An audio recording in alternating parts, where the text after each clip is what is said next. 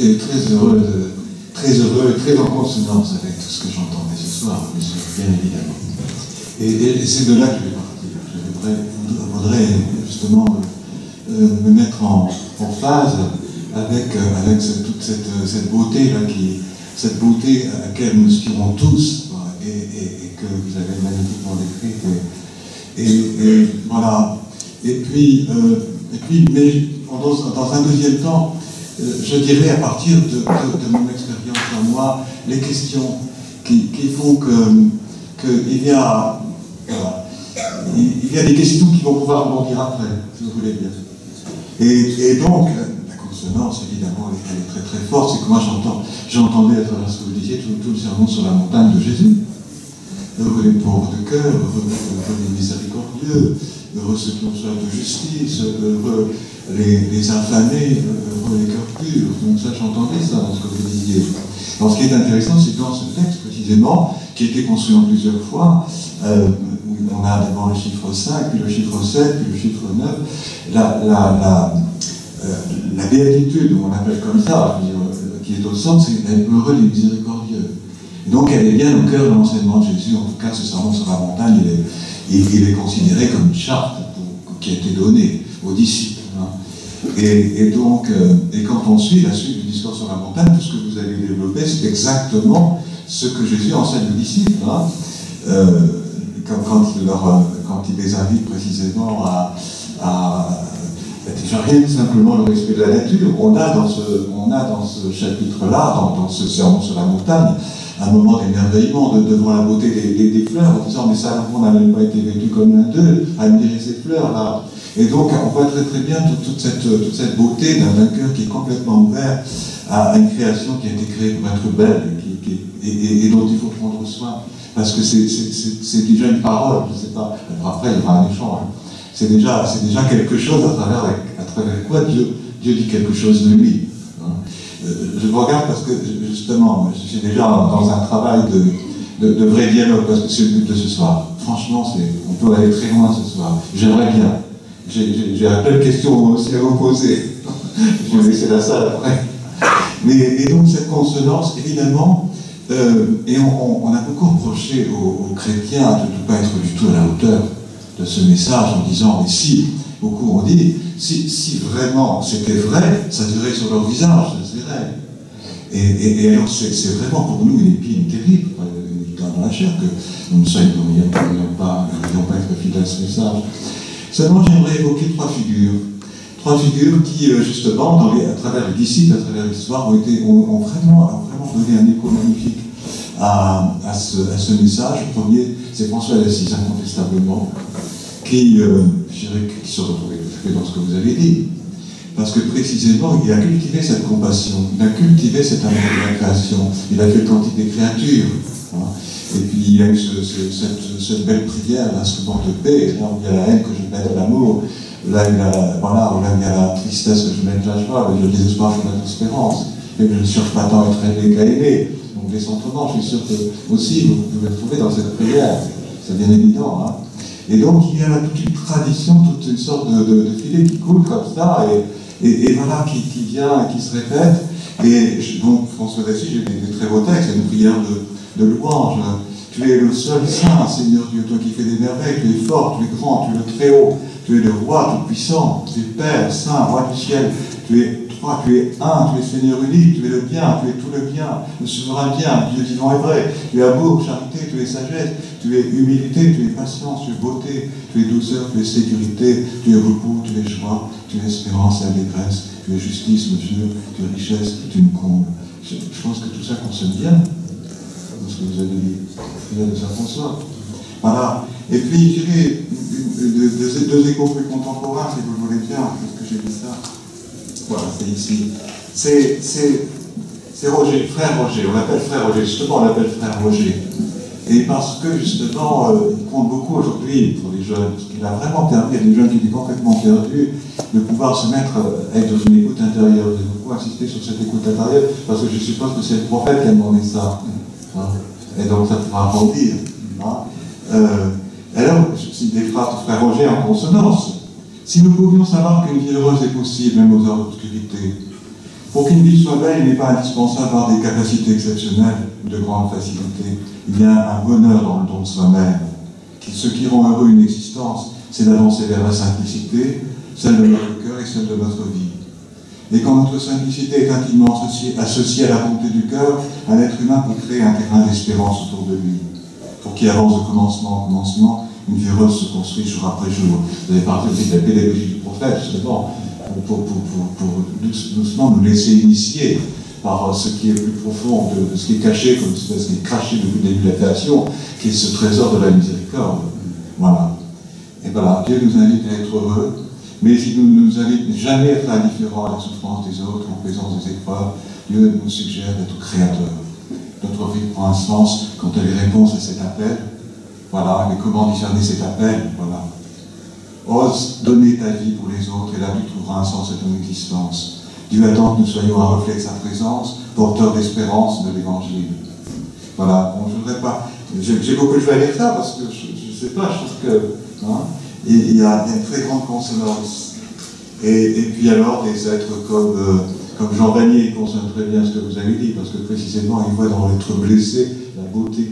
Il voit la beauté, il ne voit pas la laideur, il ne voit pas ce qui est animé, il voit ce qui est beau. Il voit ce qui est beau. Et c'est vrai que dans l'Évangile, quand Jésus pose un regard sur des êtres qui se sentent blessés, sur des êtres qu'on montre les doigts, des êtres dont on s'éloigne, lui, curieusement, les voit beaux. Vous avez fait allusion à ça.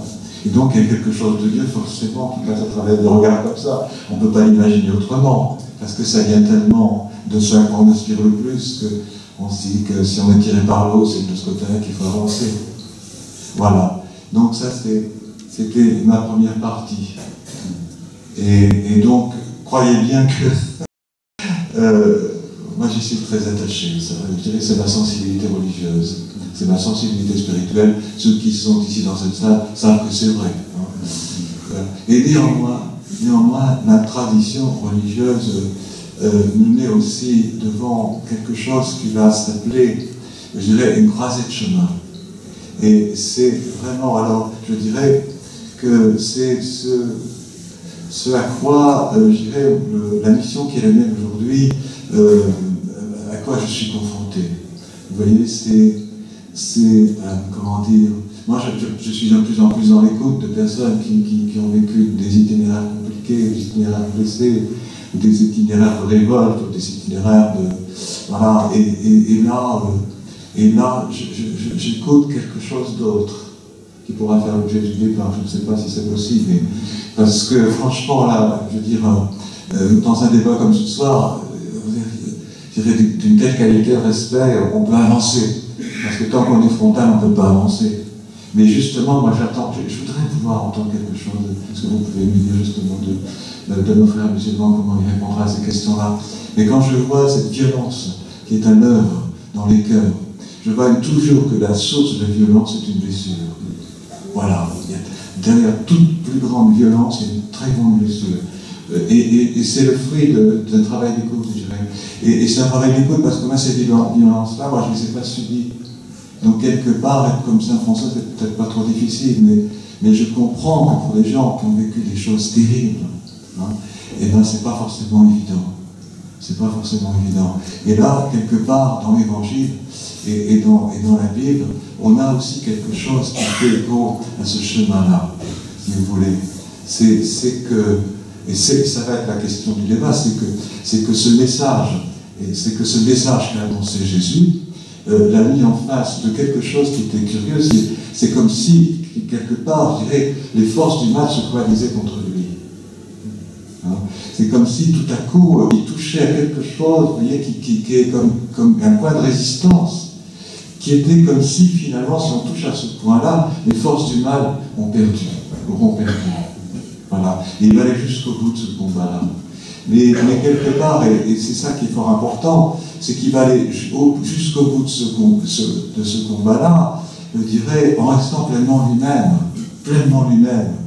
Et plus il avance, c'est-à-dire qu'il garde cette innocence d'un agneau qui va, je dirais, comme les mains vides et comme une brebis devant des gens qui n'attendent qu'une chose, c'est de la battre. Et il y a là quelque chose qui nous interpelle terriblement, devant lequel on se sent tout petit. Et c'est la question des évangiles. A-t-il perdu son identité? A-t-il perdu l'esprit qui l'habite quand il est livré aux mains de ses bourreaux, qu'on lui crache au visage, qu'on le gifle et que finalement on va le condamner au nom de c'est sa religion qui va le condamner. Et donc il y a une vraie question là. Et parce que précisément, en allant jusqu'au bout, je dirais, ces disciples qui ont été complètement perdus, complètement déroutés, ont fini par découvrir que son combat était une victoire et non pas une défaite. Était une victoire, et que justement dans cette victoire, quelque part, Dieu n'est pas, je dirais, Dieu n'a rien perdu dans ce combat. C'est un point de débat. Alors, vous voyez, mais je le dis avec mes mots à moi. Hein, je le dis avec mes mots à moi, parce que je souhaite rester en phase. Hein. Et là, donc, je continue sur cette réflexion. Combien de temps il me reste? Parce que je ne sais pas regarder mes mots. Ah ben ça va. Ben oui, parce que, vous voyez, c'est un point de résistance pour moi aussi, quand j'écoute. Je me dis, mais pourquoi? Pourquoi? Si Dieu est si miséricordieux, si Dieu est tout-puissant, si Dieu est vraiment tout-puissant, comment c'est possible que les innocents souffrent? Comment c'est possible que ceux qui font le bien puissent être massacrés? Comment c'est possible que Dieu puisse laisser faire ça?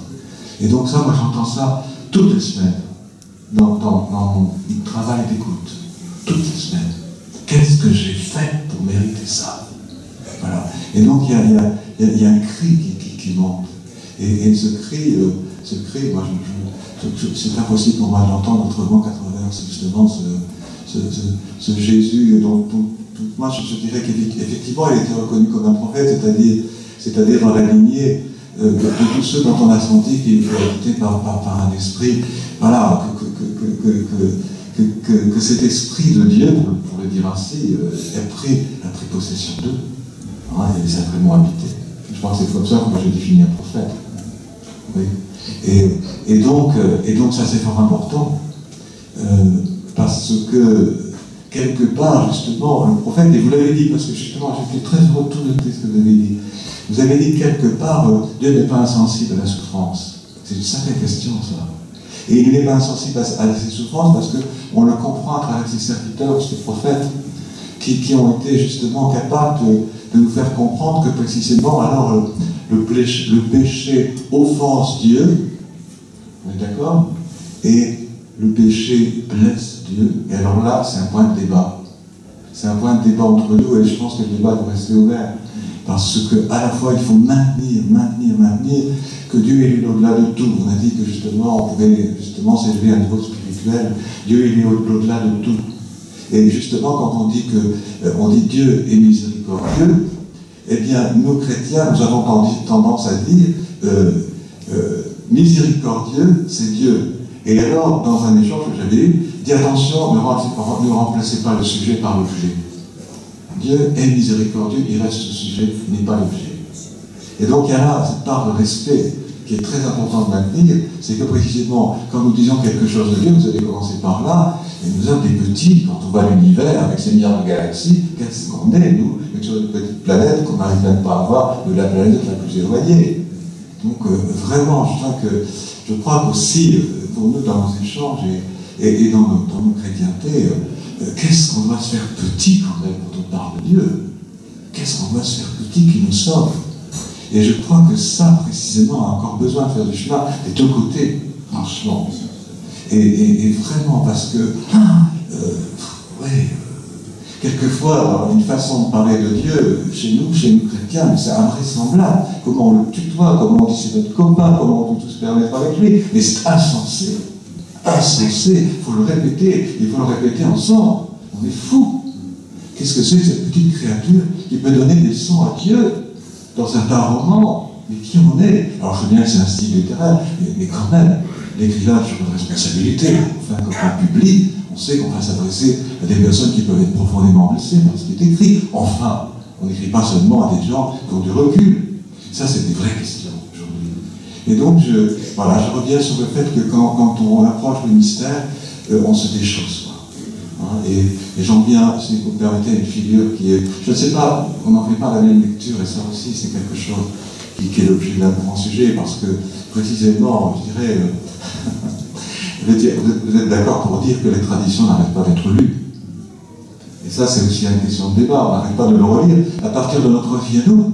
C'est-à-dire que quelque part, notre approche de la vérité divine, elle est toujours à partir des questions qu'on se pose à travers notre quotidien, à travers les conflits qu'on a à vivre, à travers les solutions qu'on doit trouver. On est bien d'accord aussi là-dessus. Mais il faut toujours être bien conscient de ça. C'est une petite falaise, c'est un petit couloir. Ça ne dit pas tout.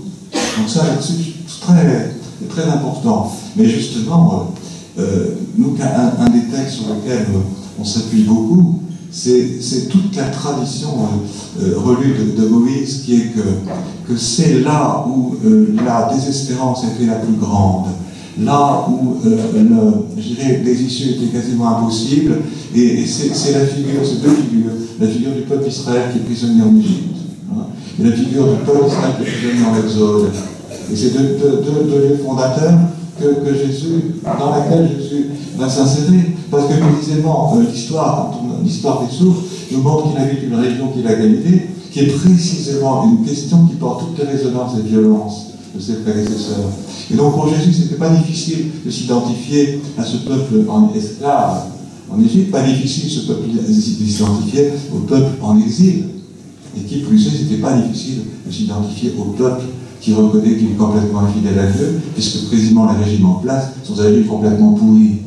C'est-à-dire que la religion qui se vit à ce moment-là, c'est une religion complètement compromise. Et donc à ce moment-là, il y a tout un courant de petits, des alarmés, je ne sais pas comment vous les affichez, vous les petits et les pauvres, dans votre tradition, les pauvres, dans votre langue. Alors, al-fuqara ou al-masakin? Eh bien, je crois qu'on désigne la même réalité. Justement, de ces petits et de ces pauvres qui n'ont plus que rien que Dieu vers qui se tourner. Voilà. Et ça, c'est vraiment quelque chose de fort important. La résonance, à partir de quoi on peut entendre Dieu parler, c'est à partir de ces personnes qui savent que, de toute façon, si Dieu n'est pas là pour les sauver, ils sont rien. Ils sont rien. Ils n'existent que par lui, donc c'est là.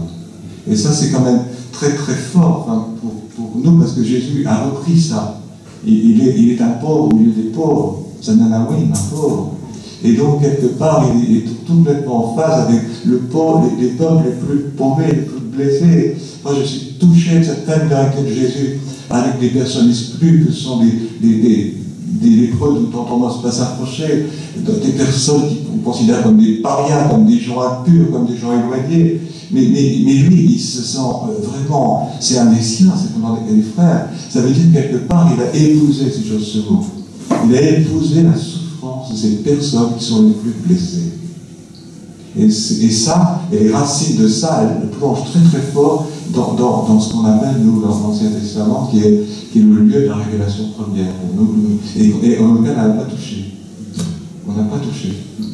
Et ça, c'est quelque chose d'important. Et pour nous, c'est fort précieux, parce que précisément, moi, quand j'écoute précisément des personnes qui vivent des grandes situations, je n'écoute pas seulement avec ce que dit Jésus, j'écoute avec, je dirais, la résonance de tout ce cri d'un peuple, donc, qui a été gardé dans des prières qui sont les psaumes. Et quand on entend les psaumes, il y a des révoltes qui s'expriment. Il y a une révolte qui s'exprime. Enfin, tu m'as abandonné.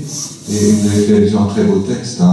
C'est quand le peuple se trouve en exil, il se sent abandonné en disant finalement Dieu nous a complètement lâchés à cause de toutes sortes de raisons, à cause de notre péché peut-être, mais peut-être parce qu'on n'est pas assez bien pour lui, quoi. Et alors il résonne une parabole qui est très très belle, mais si une femme pouvait abandonner son enfant, ça pouvait arriver, mais moi je ne t'abandonnerai pas, et vous avez donné un texte qui semble là, avec la chante. Très très beau. Voilà. Et donc on voit bien quand même qu'il y a des passerelles énormes, et qu'il faut creuser entre nous, pour pouvoir arriver à voir comment on peut précisément faire face aujourd'hui à ces défis d'un matérialisme qui nous tue, enfin, qui fait de nous des robots, et qui font qu'on a un cœur de pierre, quoi. Alors toute la tradition religieuse, c'est tout l'inverse, vous êtes bien d'accord. Voilà. Et donc c'est pour ça que c'est là qu'il est fort intéressant d'établir le dialogue. Et donc moi je reviens à cette question finalement du cri et de cette violence, c'est mon dernier point. Hein. C'est cette question finalement de la violence, quoi. Cette question de la violence. Qu'est-ce qu'on fait de la violence? qu'est-ce qu'on fait de la violence? Et quelque part dans la Bible, je dirais dans la première partie, je dirais, de l'histoire religieuse, la violence, on s'en débarrasse pas si facilement. Et là, j'oserais dire quelque part quelque chose, là je ne suis pas sûr que vous allez le suivre, hein, mais que parce que, je dirais, parce que nous étions loin de lui, il fallait bien que Dieu prenne des mots dans lesquels il pouvait se faire comprendre. Et bien, quand on regarde les mots dans lesquels le peuple peut se faire comprendre, c'est les mots de la guerre. C'est terrible à dire, mais je veux dire, quand on lit certaines pages de la Bible, en première partie, mais il prend les mots de la guerre, il parle le langage de la guerre, parce que précisément, c'est le seul langage dont disposent les hommes et les femmes lorsqu'ils sont aux prises avec de grandes violences. On voit par exemple la question de viol. C'est une violence inouïe. On est prêt à tout, se faire exploser, les mains. C'est ça, cette violence-là. Et quelque part, je dirais, il y a un langage de Dieu qui n'a pas peur de s'exprimer avec des mots comme ça au départ. Moi, ça me touche beaucoup, parce que précisément, ça me permet de donner des mots à des personnes qui ne peuvent pas parler autrement qu'en gueulant. Je veux dire, si tu peux pas parler autrement qu'en gueulant, on ne va pas te dire tais-toi. Et quelque part, chez nos chrétiens, on dit, mais tu n'as pas le droit de dire ces mots-là. Curieusement, déjà ce matin, j'entendais un mot violent, et j'ai été tenté de dire, pourquoi tu dis ça? Et puis il s'est expliqué, mais oui, mais alors, quelque part, tu nous donnes le droit de crier, quoi, et pour avancer avec nous et nous construire. Et là, je pense que c'est un vrai point de dialogue. Parce que précisément, aujourd'hui, la question de la violence, c'est, je dirais, de deux choses l'une. Où on dit où on la tait, on dit on n'a pas le droit d'en parler, on a vu ce que ça a donné, je veux dire, au niveau des prêtres, on n'a pas le droit d'en parler. Hein. Et il y a un texte de Saint Paul dans les Éphésiens qui dit ces choses-là, on ne devrait même pas en parler entre nous. Donc vous voyez, quand on est au niveau d'un fondamentalisme primaire, voilà ce que ça donne. On n'a pas le droit d'en parler, ben voilà, on a vu ce que ça donnait. Mais précisément quand on dit qu'on n'a pas le droit de parler de la violence, eh ben, je ne vois pas comment on peut arriver à la miséricorde, parce que précisément, on est toujours obligé de mettre un vernis. On est obligé de mettre un vernis, et ça claque. Et ça claque. Et donc ça, c'est une vraie question de débat, une vraie question. Hein. Et donc, voilà. Je veux dire, c'est la question de comment, finalement, on peut se laisser rejoindre par Dieu. Je vais loin, ce que je veux dire, des enfers dans lesquels Jésus est descendu. Et descendre aux enfers, c'est la Shoah, c'est les camps de concentration, c'est tout ça. Je veux dire, quelque part, le prophète Jésus est descendu jusque-là. Et c'est un point de débat pour nous, entre nous et vous.